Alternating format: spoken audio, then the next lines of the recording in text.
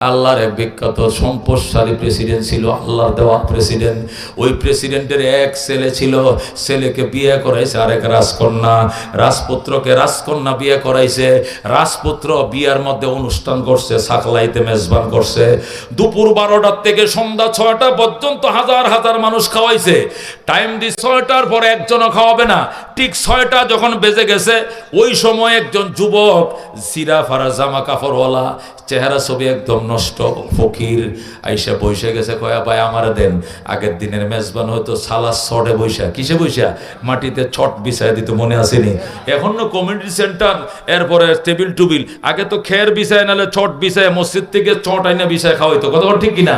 চট বিছাইছে, চটের মধ্যে রাজপুত্রের মেজবানের বেতে বেদায় নেহায়লা বলে এই রাজপুত্রের মেজবানের মধ্যে এক গরিব ছেলে এসে বইছে।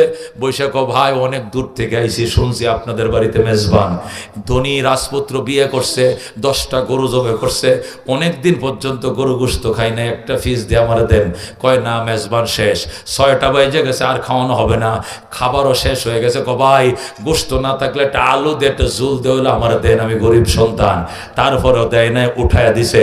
যখন এই ছেলেটাকে উঠায়া দিছে, তখন ছেলেটা বাড়ির দিকে রওনা করছে, কানো ধরে বলতেছে, আল্লাহ রিজিকের মালিক যদি তুমি রাজ্জাক হও, আমি কানো ধরছি, জীবন আর কোনোদিন মানুষের হাতে হাত পাতবো না। আমার রিজিকের দায়িত্ব তোমার থাকলে আমার বাড়িতে পৌঁছায় দিও।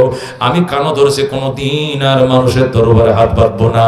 এই বলে যুবক বাড়িতে গেল, যাইয়া ইবাদত শুরু করে দিল। আল্লাহ অল্প দিনের মধ্যে কোটি কোটি টাকার মালিক বানায় দিছে। অল্প দিনে সে অনেক ধনী হয়ে গেছে। আল্লাহু আকবার, সে ধনী হয়ে গেছে। ওই দিক দিয়ে যে রাজপুত্র বিয়ে করছে, ওই ফকিরকে উঠায় দেওয়ার কারণে তার পেটের ফিরা দেখা দিছে। এমন পেটে অসুখ হইছে, বালা হয় না, স্বাস্থ্য খারাপ হইতে হইতে একদম এরকম কাটি হয়ে গেছে।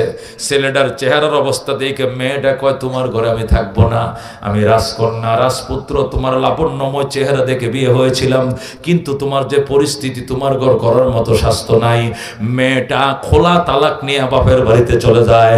বাবার যায় বলে, বাবা আমি এই রাজপুত্র ঘর করব না, এর অবস্থা অত্যন্ত খারাপ, সে অত্যন্ত পাপিষ্ট, তার উপরে আল্লাহর বান্দাদের অভিশাপ, এই জন্য সে স্বাস্থ্য ধ্বংস হয়ে গেছে, আমার অন্য জায়গায় বিয়ে দাও। তখন ওই রাজকন্যাকে তার বাবা নতুন এক ধনী ছেলের কাছে বিয়ে দিছে। ওই ছেলেটা নতুন ধনী হয়েছে, নতুন পাক্কা ঘর বানছে, ওই নতুন ছেলের কাছে বিয়ে দিছে। ওই ছেলেও বিয়ে করে অলিমার জন্য গরু জবে করছে। যখন গরু জবে করছে, সারাদিন খাওয়াইছে। 6টা যখন বাইজে গেছে, তখন আর একজন মিসকিন, স্বাস্থ্য চেহারা খুবই খারাপ, ওই শুনছে এই বাড়িতে মেজবান খাওয়ার জন্য আইছে। 6টা বাজে, দেখ দেখো 6টা পর্যন্ত খাবার শেষ, আর দেওয়া হবে না। বইসে গেছে, আমার দেন। তখন বলল, দেওয়ার মতো তো নাই, তবে আমরা স্বামী স্ত্রীর জন্য যেগুলো রাখছিলাম, এখান থেকে তোমারে খেতে দিলাম, তুমি খাও, তুমি খাও। স্বামী স্ত্রী দুইজন এই মিসকিনটাকে ঘরে নিয়ে খাওয়াইতেছে।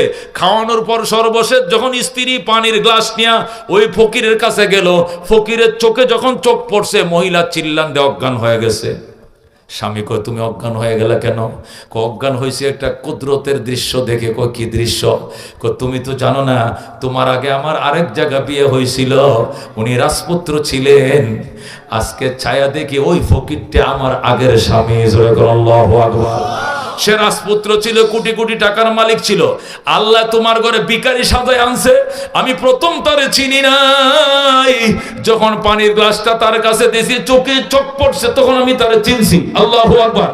উনার ঘর আমি কয়েক মাস করছি, উনার ঘর সংসার, এত সুস্বাস্থ্য ছিল, এত সুঠাম দেহ ছিল, আর কত কোটি কোটি টাকার মালিক ছিল, সব ধ্বংস হয়ে গেছে।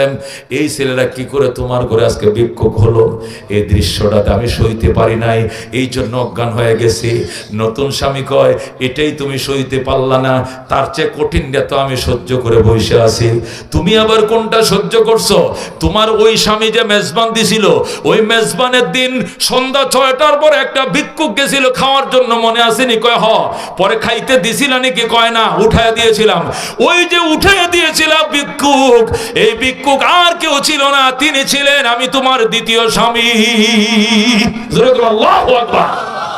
নদীর এই পার ঘরে ওই পার ভাঙ্গে, এই তো নদীর খেলা। সকাল বেলার ধনীরে তুই ফকির সন্ধ্যাবেলা। কথা কোন ঠিক কিনা? এই জন্য দোস্ত, জীবনও কার্পণ্যত করিও না। মাল যেটা তুমি খাইছ আর যেটা তুমি ফিনছ, যেটা তুমি সদকা করছো, এর বাহিরে তোমার মাল না। এগুলোর প্রাচুর্যতা দেখাইয়া অহংকার করিও না। মরতে দেরি হবে, বাগবাটোরা হতে দেরি হবে না। কথা ঠিক কিনা? আলহাকুমুত তাকাসুর। 8টা আয়াত আছে। কয়টা আয়াত আছে? একটা আয়াত থেকে কিছু বললাম, আর কটা আয়াত রয়েছে? তো হেডিতে কিছু কিছু কম লাগতো না, তাহলে আরো তো ঘন্টা খানিক লাগবে। আপনারা কি এই পর্যন্ত আসুন?